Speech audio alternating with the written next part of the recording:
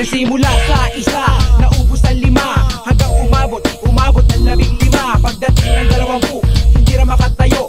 Busog na busog, lubog na sa pagkaupo. Yan na nga ba sinasabi, hindi naman babae. Ano yung pinaka thankful part ninyo sa work ninyo sa video? Cheers pare. So far sa akin, marami na akong naging problema sa compensation. Kasi may mga may mga naririnig ako na from mga agents na sinasabi from previous company, may mga dispute sila sa sweldo, ganyan. Problema na nila, parang internal problem mo talaga. Pero thankful naman ako sa mga napasukan ng kumpanya na so far wala akong nakikita, wala akong na-experience sa ganung problema. Tsaka thankful din ako kasi madali madali maghanap ng trabaho dahil sa BPO. Kasi kahit kahit high school graduate lang pwede, basta kaya mo talagang mag-English. Excuse me lang pare ah. Confidence ka talagang gagamitin yung English. Excuse me. Ayan. English teacher ka, di ba?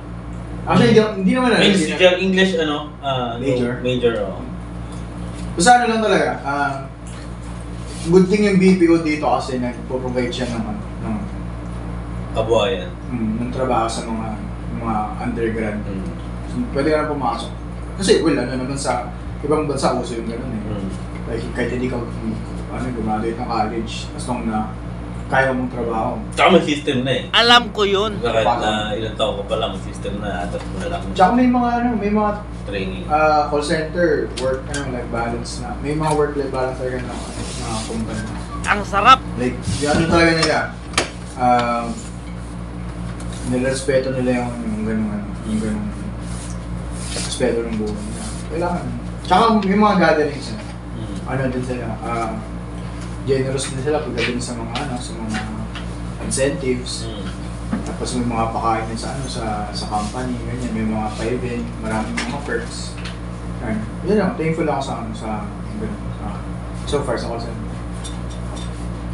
Go sir, Pare, i-shot mo. Una siguro na thankful ako dun is yung pina-build up na character sa akin dahil sa work na yun. Ang dami ko natutunan eh. Not just on the work itself, but kung paano ka mag-handle ng everything, paano ka maging complex, paano mag-isip. Ang dami ko napulot dyan eh. Siguro dahil din sa part na transitioning ka from, alam mo yung parang age mo na, ito dapat nag-school ka. Ito yung age mo na parang nag-work ka na. Parang nandun sa ganung phase. And then, ang dami kong na-adapt na parang, ganito pala yung reality ng buhay. Hindi pala siya nag-work as ganito lang. Hindi siya straight line. Kumbaga, dahil sa BPO, natuto ako na... Alam mo kasi pare, alam ko yun. Natuto ako ng mga advanced na skills kung paano mo i-handle yung mga bagay. Parang, yun yung pinaka-thankful ko sa lahat eh. More than everything is yung na-build na character sa akin dahil sa work na yan. Na parang, dahil dyan, mas naging strong ako. Or, dahil dyan, mas lalong lumawak yung understanding ko sa lahat ng bagay. Kasi sinasabi na parang easy or, yung napag-usapan natin kanina, no, stereotyping is parang, in terms of BPO, madali lang talaga. But, it really challenges you. Parang sa environment mismo. So, thankful ako na nagkaroon ako ng mga ganitong challenges sa ganitong work pala. Na na-apply ko everyday. Kasi, in terms of handling stress, in terms of pakikipag-interact, not just on customer but also ma-apply mo rin siya sa mga tao. Kung paano ka mag-handle. Oo, yung ganun. Malaking factor niya yung para sa akin eh. In reality, kailangan natin talaga nakukuha natin sa BPO na compensation, mga ganun. But para sa akin, the most important thing is yung nabuong yellow character na na-build na parang mas naging doon ko rin na mas lalo ako naging critical thinker eh. And marami ako na-exercise skills na dati before, hindi ko na din-discover. Pero dahil sa BPO, parang lumabas doon. Okay, may part pala na magaling ako sa ganito. Or may part pala na kailangan kong i-improve yung ganyan. So, yun yung pinaka-thankful ako sa line of this BPO, this industry. Pare, i-shot mo, pare, i-shot mo. Galing. Kailangan nga rin ito, sir, bago tayo tumalon sa next question. Kasi, ito tayo pulutan eh. Kaya no? Ano to, oh? Kumain na ba kayo? Mas napulutan eh.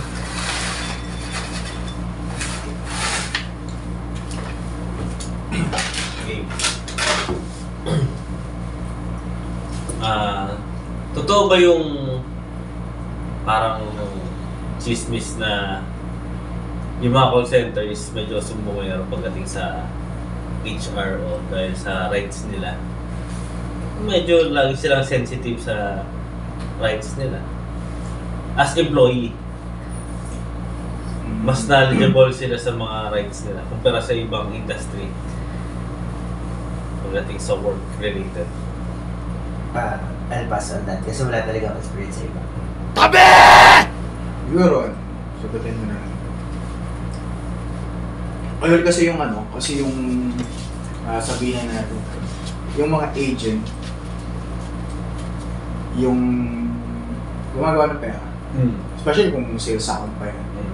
Kung bentahan pa yan. Nasa kanila yung pera eh. So, if ever na magkaroon ng problema sa ahente, talagang inalagaan sila ng HR. Kasi importante eh. Kasi ayaw din nila ng attrition. Ayaw nila ng may mga nag-reassign basta-basta eh. Kaya itong mga agent na to. Tsaka before pa, nasa training naman yan eh. Training phase ng account. Sinasabi na ganito yung mga perks na meron kayo. Ganito yung mga benefits. If ever na magkaroon ng problema, binibigay ng HR yung email nila. Pwede kayong umakit dun. Pwede kayong pumunta mismo sa office. Talagang talagang entitled talaga yung mga agent na yan yung problema nila if ever. Dun sa tsaka hindi nila papalagpasin yun kasi nga nasa agents yung pera. Excuse me lang pare ha. Sila yung nag-generate ng income eh. Excuse me. Kasi yung management, yung manager, management, mga supervisor, trabaho nila kung alam mga agent, diba?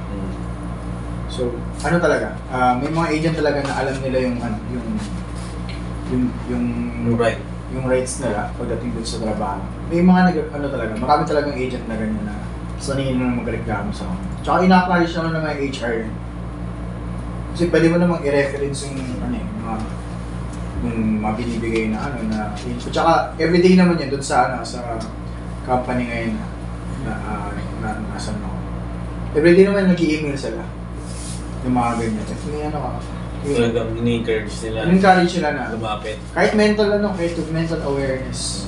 In-encourage nila yan kung na-stress ka na talaga or may mga bagay na or kailangan mag-leave kasi ganito, ganyan. In-encourage nila yan. Parang sila nakafocus sila dun sa wellness ng agent kasi nga sila nga yung nag-generate ng income. Then most of the trabaho sa kanila talaga. Thank you, sir. Ako bibigay na lang ako siguro ng opinion about that. Yung question is paano malapit sa HR. Or sabihin natin para sumbong. Para sumbong sa HR. Hindi pa ako lasing. There are some point kasi na hindi na nakahanapan ng resolution ng may level kasi yan of escalation. Okay. Immediate supervisor, let's say team leader. Sunod yan yung operations manager. Pag hindi pa rin, madalas yan dumidiretso na sa HR. Siguro, nangyayari dyan kapag hindi talaga nagagawa ng resolution ng mga line of or sila mismo yung ina-escalate. Kaya, kasi rights naman yun eh. So, hindi ka naman sinabi na bawal. Siguro doon yung nagiging ending lang natin talaga ng mga agent na pag sa tingin nila, problema, hindi talaga magawa ng paraan or sila mismo, kalaban mismo, yung problema mismo, yung kung saan sila dapat seek ng help. Yeah. True. Tsaka ang naisip ko rin yun pagka narinig ko yung ganyang parang kwento. Pwede rin dahil sa masyado silang na i-inform sa entitled sa pag-entitled nila dahil somehow yung kliyente Tol. Western yung ganong ugali kasi mga Pinoy hindi naman pala sumbong sa mga employer nila sa amo nila eh. Hindi nga mareklamo yung Pinoy hangga't matitiis-titiisin nila eh. Pero dahil alam nila yung rights nila, konting discomfort lang. Hindi, dapat nakabukas yung aircon, 24 hours dapat. So, mga ganun ba? Mga konting discomfort, escalate lang ng escalate. So, parang nung narinig ko yun, sabi ko parang ugaling kanuto Kumbaga, yung which is right yun eh. Yun nga lang, para sa ating Pinoy, parang pwede naman matiis eh. Kumbaga, given naman yung problema, pwede naman matiis eh. So yun yung nakita ko parang parang isa sa mga factor siguro kung bakit yung mga nasa BPO masyadong ina-uphold palagi yung rights nila pagdating sa employee. Kasi parang na-influence sila ng o kaya kayo mga kami mga ganito masyado kaming knowledgeable sa rights namin. Nahawa tuloy yung mga Pinoy na ginamit namin yung ID ninyo. Ganun.